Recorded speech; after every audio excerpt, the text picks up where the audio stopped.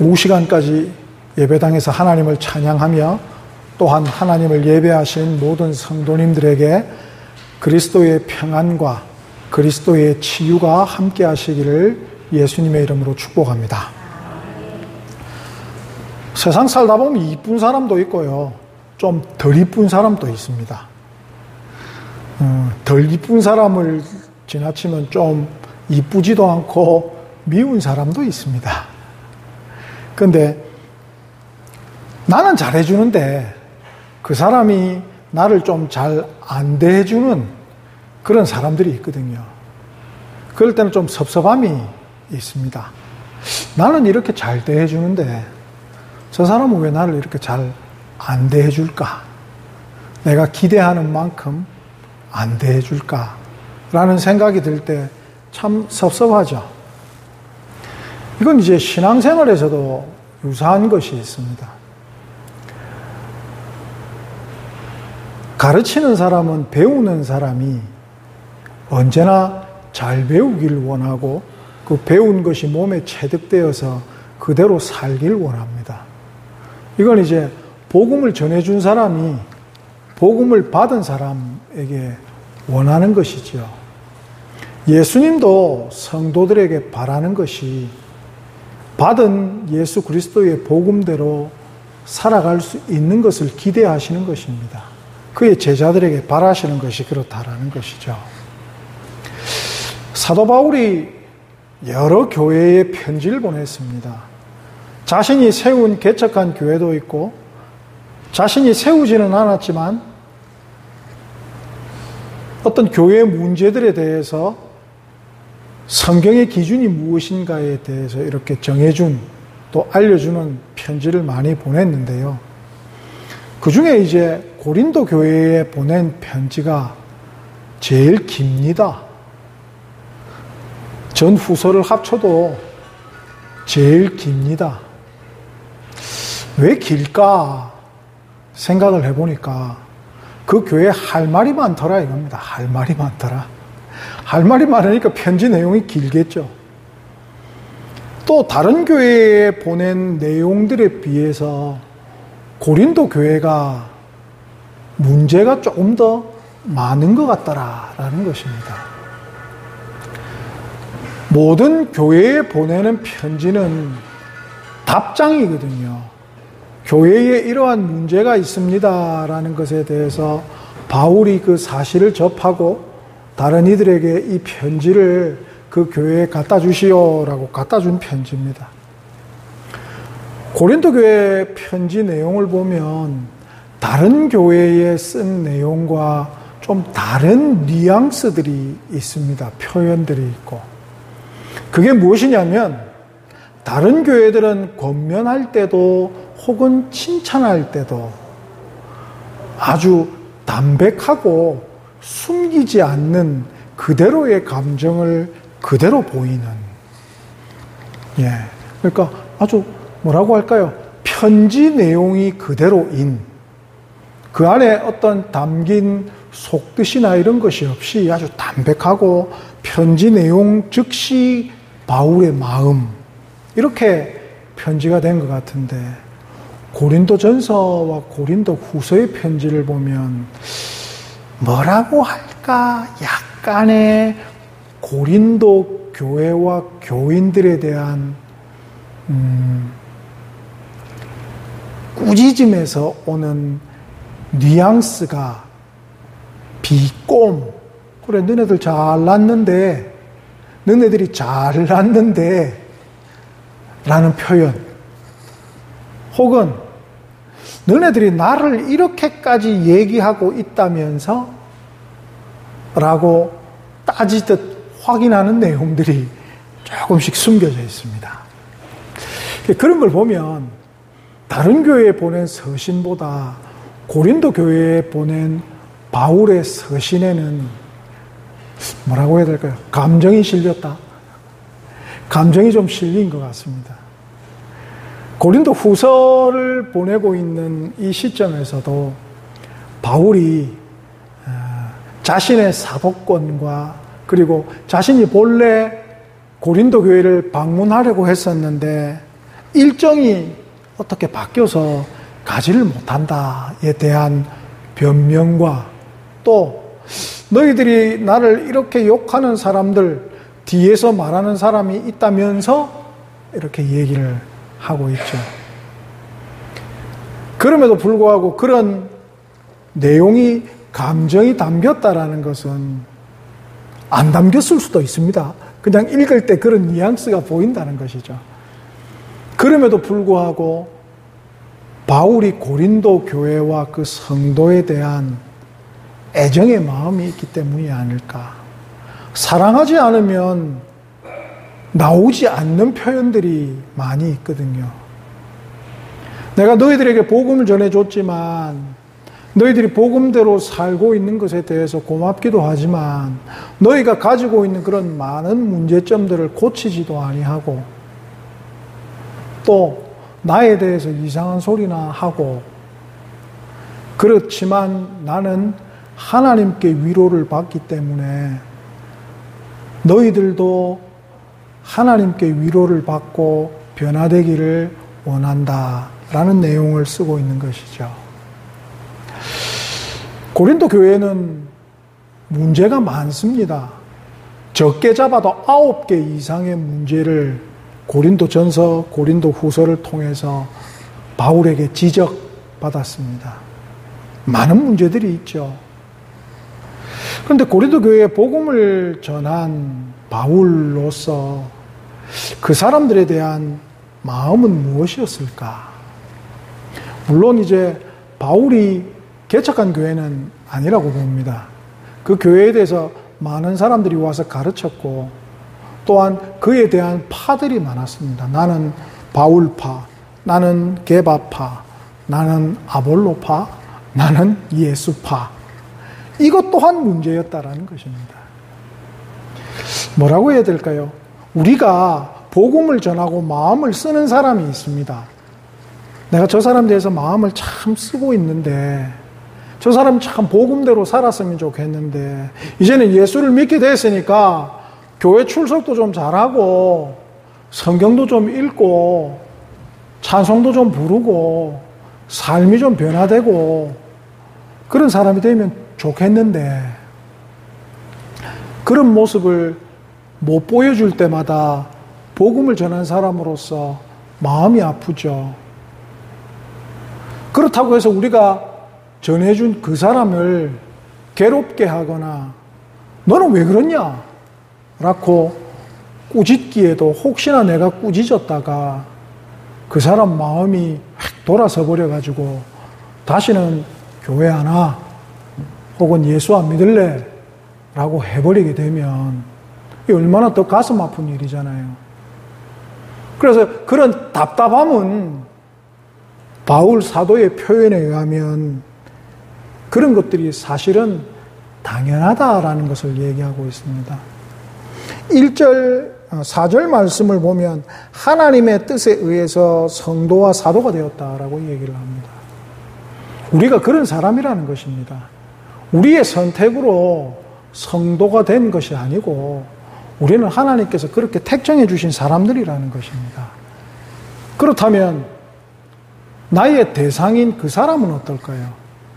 나로 인해서 복음을 받았을 수도 있지만 그 사람 또한 하나님이 택정하신 사람이라는 것입니다. 나도 택정받았고 그 사람도 택정받았고 이 얘기가 무엇이냐면 택정받은 성도들 중에서도 그런 일이 분명히 일어난다. 이런 일이 있을 수 없다. 있을 수 있다라는 것이죠. 이게 하나님 나라를 세워가는 성도들의 삶 중에서 일어날 수 있는 일이다라는 것을 말씀을 하시면서 또한 4절 말씀에 죄송합니다. 아까 그게 1절 말씀에 있습니다. 오늘 읽지는 않았지만 1절 말씀에 있었고요. 4절 말씀을 보면 우리의 모든 환난 중에서 우리를 위로하셔서 그 받은 위로로서 다른 이들을 위로받게 하시는 이라고 얘기를 합니다. 그런 일이 있을 때 환경과 사람의 부정적인 반응에 대해서 하나님께서 위로해 주신다라는 것을 얘기합니다. 하나님께서 위로해 주신다. 그런 속상한 일이죠. 복음대로 살지 못하는 이들을 볼 때 오는 그런 속상함이 있는데, 그런 속상함은 사람들한테 가서 위로받지 말고 그런 일은 하나님께 얘기하라라는 것입니다. 우리는 사람들한테 위로받기를 원하죠. 사람들한테 하소연도 하고, 내가 이렇게까지 했는데 그 사람이 몰라주더라. 내가 이렇게까지 하고 있는데 그 사람이 안 변하더라. 결국 그 마음속에는 뭐가 있는 것입니까? 나는 잘했고 그 사람은 못했고 원망이 들어있는 것이죠. 이게 내 마음에서 투영되는 것입니다. 그런데 그런 것은 하나님한테 얘기하라는 것입니다.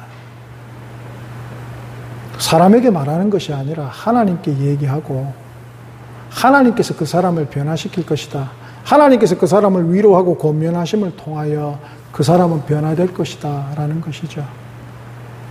부부 사이가 제일 잘 압니다. 사람이 얼마나 안 바뀌는가. 내가 남편을 바꾸기 위해 50년을 노력했는데 안 되더라. 안 되죠.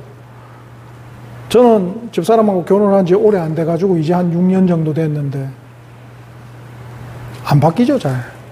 집사람이 저를 바꾸기 위해 부단한 노력을 하고 있지만 안 바뀝니다. 저도 한번 바꿔볼까 노력을 하고 있는데 어느샌가 보면 안 바뀌어 있습니다. 예. 그 부부가 제일 잘 압니다. 하소연할 때가 어디 있습니까? 하소연 하다 보면 화만 더 나지.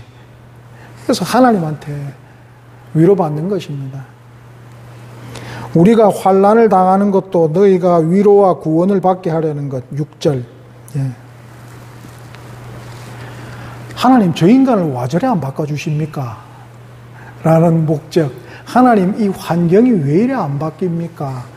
라는 것의 목적이 무엇이냐라고 하면 성경은 분명히 얘기합니다. 하나님만 의지하게 하려 함이라 라는 것입니다.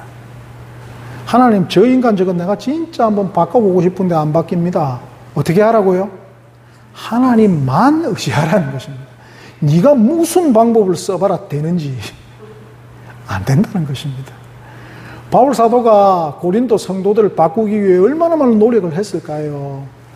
안 바뀌는 겁니다. 그래서 그 사람들한테 편지로 사실 얘기하고 있는 내용이 뭐냐면, 야, 이 인간들아, 왜 그래 안 바뀌냐? 근데 너희들을 바꿀 수 있는 건 오로지 하나님한테 의지하는 수밖에 없다 라고 얘기하고 있는 것이죠. 그게 이제 9절의 말씀입니다. 자신을 의지하지 말고 오직 하나님만 의지하게 하심이라 라고 하고 있는 것이죠. 그러면서 11절 말씀에 기도로 얻은 은사로 말미암아 많은 사람이 복음을 전해준 이로 하여금 감사하게 하다라는 것입니다. 결국 이것의 목적이 무엇이냐면 복음을 전해준 사람도 복음을 받은 셈에 감사하고 기뻐할 수 있고, 복음을 받은 사람도 복음을 전해준 사람의 기쁨이 되고 그들로 인해 감사할 수 있다는 얘기인데, 이게 어떤 선순환인가라고 생각을 해보면 사람이 사람을 바꿨더라라는 것들에 대해서 많은 사례를 들어보면 본인이 바뀌는 겁니다. 본인이 바뀌는 것입니다. 저 인간 저거 왜 이래가 아니라 그 속에 담겨있는 내 모습을 보면서 예수 그리스도를 닮아가기 위해 본인을 바꾸어가는 것이죠. 그 모습을 봅니다. 교회 아내들이 보통 더 많이 믿죠. 결혼하고 나서 남편들이 아내 따라 교회에 몇 번 옵니다. 결혼 전에 약속한 내용이 있으니까 오죠. 그러고 나서 몇 번 오고 안 옵니다. 그러다가 진짜 수십 년이 지나서 다시 교회로 오시는 분들이 있습니다. 이제는 뭐 은퇴하고 경제권도 마누라한테 뺏겨서 어쩔 수 없이 오는 것이 아니라 그분들의 고백에 의하면 우리 집 사람이 진짜 예수쟁이가 된 것 같습니다 라는 표현이 있는 것이죠. 젊었을 때는 그렇게 나를 바꾸려고 노력하고 잔소리하고 하더니 어느 순간에는 잔소리를 안 합니다. 그래서 그것이 편하기도 했지만 왠지 무서워집니다 라고 표현을 하시면서, 그럼에도 불구하고 우리 집 사람이 성경에서 배웠던 예수님의 모습에 가까워지는 것 같습니다.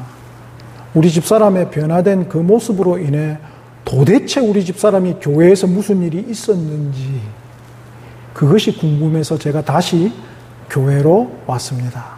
라는 분들의 간증을 숱하게 저희가 접하죠. 이 모습입니다. 바울이 고린도 교인들한테 우리가 얼마나 많은 고생을 해서 당신들한테 갔는데 당신들에게 복음 전해주려고 우리가 이런 고난들과 환난들을 버텼으면 우리가 너네들한테 큰 소리 칠 수도 있지만 우리가 그렇게 너희를 가르치지 않았다. 우리의 참고 인내하는 모습을 너희들에게 보였고 또 너희가 그 모습을 보면서 복음을 받아들였지 않느냐. 혹이나 너희들이 가지고 있는 여러 문제점이 있지만 우리가 당했던 고난들과 환난들 그리고 그 힘들었을 때 하나님께만 의지하며 받았던 위로들을 보면서 이제 너희도 성숙한 신앙의 단계로 올라와야 한다라는 것을 말하고 있는 것입니다. 성숙한 신앙의 단계로 올라와야 한다. 그것이 무엇이냐면 하나님이 주신 우리가 기도로서 받은 은사로서 서로를 돕고 위로할 수 있는 뭘까요? 사람에게 의지하지 않고 하나님께만 의지하고 기도로 받은 하나님이 주신 놀라운 선물들로 다른 사람들을 위로하고 하나님 앞으로 이끌어낼 수 있는 그러한 것들. 그것을 지금 바울 사도가 이야기하고 있는 것입니다. 이 일은 오로지 하나님만 의지함으로 이루어낼 수 있다는 것입니다. 우리가 우리의 힘으로 교회를 변화시킬 수 있다. 혹은 저 사람을 내가 전도할 수 있다. 혹은 저 사람을 내가 변화시켜서 더 신앙이 좋은 사람으로 내가 만들어 보겠다. 라는 거에 대해서 사실은 손을 놓게 하는 것입니다. 그것은 오직 하나님께서 해주심을 통하여 이루어낼 수 있는 것이고 우리의 모습이 하나님이 위로해 주시고 권면하는 모습을 우리가 받아들이면서 우리의 모습이 변화됨을 통하여 다른 이들이 감동을 받고 하나님께로 오며 또한 우리의 모습을 통하여 진정한 복음을 전해받았다라는 것을 인정하는 것이죠. 예수 믿어라 얘기하긴 쉽습니다. 그냥 예수 믿어라 하고 얼마나 쉽습니까? 그런데 우리의 삶 속에서 예수님의 모습을 보여준다면 그건 어렵습니다. 그런데 어떤 것이 더 효과가 있을까라고 하면 후자입니다. 야, 어떻게 당신처럼 그런 환경 속에서도 기쁨과 즐거움과 감사를 잊지 않고 그런 긍정적인 삶의 자세를 가질 수 있습니까? 라고 했을 때 그때 정말 한마디 할 수 있는 것이죠. 예수님 덕분입니다. 저의 힘이 아니라 저는 예수님 덕에 이렇게 살고 있습니다. 라는 그 한마디 한번 해보려고 우리가 그 어려운 환난과 그리고 그 괴로움과 어느 사람이 다 위로받고 싶어 하지요. 요즘 시대 때 기뻐할 일이 뭐가 있습니까? 내가 아파도 위로받고 싶고 내가 속상해도 위로받고 싶고 하죠. 그런데 그 위로를 하나님께만 받는 사람들에게 얘기하는 것이 아니라 사람들에게 얘기할 것은 꾹 참고 왜? 결국 얘기하다 보면 내 자랑이 되니까. 그런데 하나님께는 내 자랑 할 수도 있죠. 하나님께서 조금 있다가 다 깨닫게 해주시거든요. 막 하나님 내가 이것도 했고 저것도 했고 이것도 했고 저것도 했고 얘기 다 하다가 한 며칠만 지나 보십시오. 아, 괜히 얘기했다. 사람에게 얘기한 건 바꾸기가 어렵습니다. 그 사람이 다 기억하고 있거든요. 그런데 하나님한테 얘기한 건요. 하나님만 들으셨잖아요. 그러면 우리가 바꿀 수 있습니다. 하나님 그때 들으신 거 취소요. 사람한테는 안 통하죠. 하나님한테는 통합니다. 왜? 회개가 있으니까요. 우리한테는. 하나님 잘못했습니다. 그때 얘기한 게 꼭 내 자랑인 것 같았는데 진짜 제 자랑이었습니다. 하나님이 해주신 것이었는데 그렇게 깨달아가는 것이죠. 그래서 하나님한테는 다 얘기할 수 있는 것입니다. 미주알, 고주알. 하나님 저 인간 저렇습니다. 저것은 저렇습니다. 다 얘기할 수 있죠. 결국은 하나님께서 어떻게 해주실까? 상황을 변화시켜 주시는 것보다 나를 변화시켜 주시는 것이죠. 그래, 네가 조금 더 참을 수 있는 사람이 돼봐라. 너가 조금 더 사랑을 가질 수 있는 사람이 돼봐라. 네가 그런 사람들을 더 위로해 줄 수 있는 사람이 되어봐라. 하나님, 인간들이 저를 도와주지를 않습니다. 내가 너를 도와주잖아. 네가 그 사람들을 더 도와줘라. 하나님께서 그렇게 말씀을 하신다니까요. 그렇게 말씀하시는 것은 오직 우리가 하나님께만 위로받겠다, 하나님께만 의지하겠다라는 마음이 있을 때 일어나는 일들이죠. 지금 바울이 고린도 성도들에게 참 속상한 얘기하고 있는 겁니다. 너희가 나를 속상하게 했다. 하지만 나는 하나님께 위로받고 있다. 하나님이 너희를 변화시켜 주시기를 원한다. 너희도 그 수준으로 올라왔으면 좋겠다. 라는 것을 편지하고 있는 것입니다. 이게 신앙의 성장이죠. 지금 바울 사도가 우리에게 편지하고 있는 것입니다. 그 수준에 머무르지 말고 한 단계 더 올라와라. 이제 남들을 위로하는 수준으로 올라와라.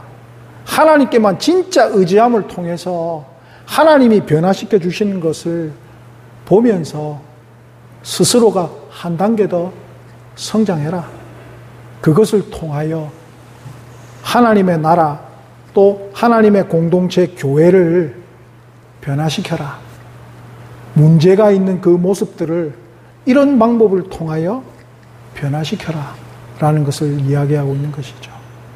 우리가 할 수 있는 것은 하나님을 의지하는 길 외에는 없습니다. 신앙의 성장도 그렇고 사람의 변화도 그렇고 교회의 부흥도 그렇습니다. 우리가 할 수 있는 것은 하나님을 의지하는 길밖에는 없습니다. 그것이 성경의 가르침입니다. 어떤 일을 하시든지 또한 어떤 사람을 만나시든지 하나님께 의지함을 통하여 하나님이 이루어 주시는 놀라운 위로와 이루어 주심을 경험하시고 그것으로 인해 기뻐하시고 변화시키고 싶은 분들이 복음대로 살 수 있는 그 방향을 제시해 주시고 모범대로 사실 수 있는 모든 성도님들 되시기를 예수님의 이름으로 축복합니다. 하나님만 의지하십시오. 기도드리겠습니다.